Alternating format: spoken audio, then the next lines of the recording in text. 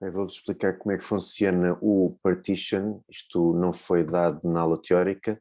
Nós falámos apenas o que é o partition, mas não vos expliquei como é que funciona. Então, primeiro relembrar que o partition é esta operação que aqui estamos a ver, que acontece no quicksort várias vezes, em que eu escolho um pivô, neste caso escolhi o pivô mais à esquerda, que é o 7, e depois criei 3 arrays, com a divisão que nós vimos do quicksort. O problema desta estratégia é que me vai duplicar a memória, e por isso falámos também que existe esta hipótese, ou seja, eu consigo o mesmo efeito no próprio array, em que o meu pivô passa a estar no meio. Eu sei que todos os elementos que estão à esquerda do pivô são menores que o pivô, todos os elementos que estão à direita são maiores, mas tudo no mesmo array. Eu não crio outro array. E para isto eu tive que fazer uma data de trocas. Este algoritmo de fazer as trocas necessárias para conseguir chegar a este ponto é que não é linear, e por isso resolvi gravar este vídeo para vos explicar. Porque vocês vão ter que implementá-lo na aula prática. Então, isto tem um bocadinho a ver com esta história que já tínhamos visto de eu não precisar de arrays auxiliares. Portanto, quando foi na altura da inversão de arrays, vimos que eu podia fazê-lo usando um array auxiliar ou fazendo no próprio array, fazendo a troca, e nós vamos, portanto, trabalhar aqui nesta zona, digamos assim. Ok, portanto, como é que eu vou fazer isto sem usar arrays auxiliares? Neste caso eu estou a usar o pivô à direita, e vou usar, no resto dos slides, vou usar o pivô à direita, mas a ideia é a mesma se uso o pivô à esquerda. Então, como é que eu vou passar daqui para aqui? Tenho que fazer uma série de trocas, e isto segue um algoritmo que vos passo a explicar. Vou começar por apontar, vou ter duas variáveis, um left que aponta para aqui, para o início do array, e um right que aponta para o fim, tirando o pivô. Portanto, vamos esquecer agora o pivô, e o último elemento do array, tirando o pivô, o right aponta para lá. E depois eu vou avançar com o left para aquele lado e o right para este lado. Eles a certa altura vão se cruzar, e a certa altura, inclusivamente, o left vai passar para o lado de lá do right. E nesse momento eu vou parar. Esse é o meu ponto de paragem. Enquanto isso não acontecer, portanto o left e o right vão se aproximando, enquanto não passarem o left para o lado contrário do right, eu não vou parar. E depois, enquanto vou fazendo esse processo, como é que isto vai funcionar? Eu vou ver se o valor que está no left é maior que o pivô. Este P significa pivô, este é o left e este é o right. Portanto, o valor que está no left se for maior que o pivô, e se o valor que está no right for menor que o pivô, então eu vou trocar um com o outro. Isto tem alguma lógica, não vale a pena decorar isto faz sentido, não é? Eu quero que os elementos menores que o pivô estejam à esquerda do pivô e os elementos maiores estejam à direita. Se eu encontrei dois elementos que o da esquerda é maior que o pivô e o da direita é menor que o pivô, eles estão claramente trocados. Eles têm que fazer isto, é para os elementos menores se encostarem à esquerda e os elementos maiores se encostarem à direita.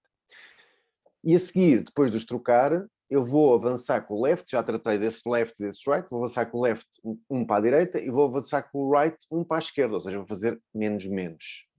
Pensem que isto é o índice em que ele está no array. Se por acaso não estou nessa situação em que eu tenho um que é maior que o pivô e o outro que é menor que o pivô e basta trocá-los, então eu entro aqui no else. E no else eu tenho duas situações. Se o left for menor que o pivô, apenas, quer dizer que o right não é maior que o pivô, o left é menor que o pivô, então eu simplesmente não faço nada, não troco, avanço com o left para a frente.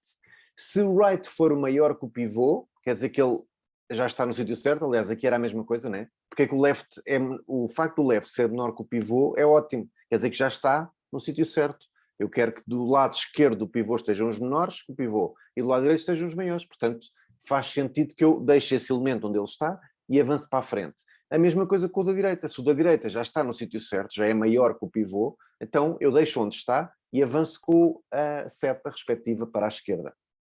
Depois de fazer isto várias vezes, eventualmente vai acontecer este momento aqui, o left fica maior que o right, e nessa altura paro e passo ao passo 3. E nesse passo 3 só me falta fazer uma coisa, que é trocar o pivô com o left, porque lembrem-se que eu ando a fazer trocas aqui no meio, mas deixei aqui o pivô à direita.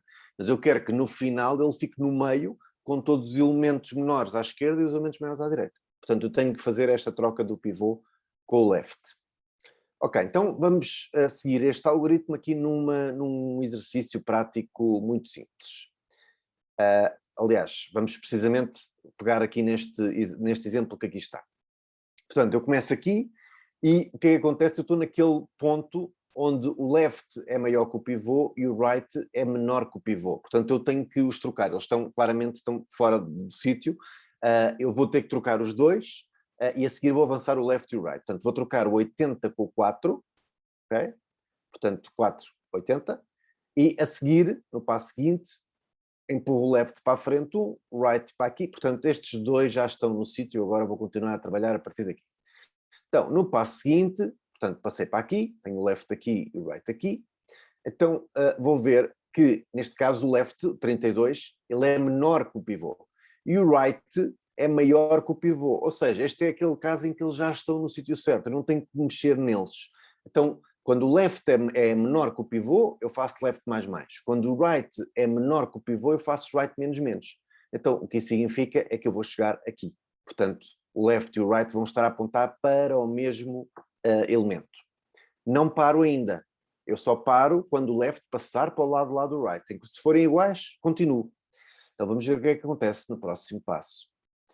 Então, como o left é menor que o pivô, eu vou fazer left mais mais. O right fica no sítio, pois é menor que o pivô. Quando o right é menor que o pivô, eu não vou fazer nada.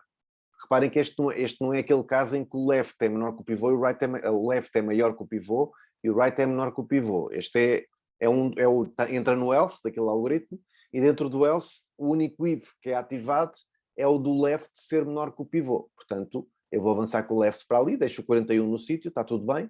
O right também não mexo e chego aqui a este ponto. E, basicamente, isto termina o algoritmo. A partir do momento em que o left passou para o lado do right, termina. Mas falta-me aquele passo, não esquecer. Eu ainda tenho aqui o pivô do lado direito, eu quero que o pivô vá parar ao meio. Então eu vou trocar o pivô com o left. Portanto, ao trocar o pivô com o left, vou ficar assim e cá está no final, depois destas trocas todas, eu consegui que o meu pivô fosse parar ao meio. Reparem que este meio não é necessariamente o meio do array, não pensem que quando forem resolver estes exercícios o pivô vai sempre parar ao meio. Nós já vimos que no quicksort, dependendo da sorte que temos do que vai para a esquerda e do que vai para a direita, eu posso ter o pivô um elemento e muitos elementos, ou muitos elementos, o pivô e um elemento. Portanto, o pivô pode estar quase encostado à esquerda ou quase encostado à direita, ou até mesmo completamente encostado à esquerda se não houver elementos menores que o pivô, por exemplo. Portanto, neste caso havia 3 elementos menores que o pivô, 2 elementos maiores, então ele ficou ali. Pronto, existe um exercício no Moodle, um quiz, especificamente para fazer um exercício destes, ou seja, eu lá dou-vos um array, não este, né? Um deste género, e vocês têm que fazer este algoritmo, têm que ir fazendo as trocas para perceber como é que ele fica no final e escreverem lá o resultado final. Tentem fazer isso antes da aula prática, porque vai ser mais fácil perceberem a implementação deste algoritmo. O algoritmo em si é este, ok? Isto que eu acabei de explicar em código está aqui com comentários, é relativamente simples, parece um algoritmo muito sofisticado, mas ele até é relativamente simples, uma vez a gente percebendo a ideia.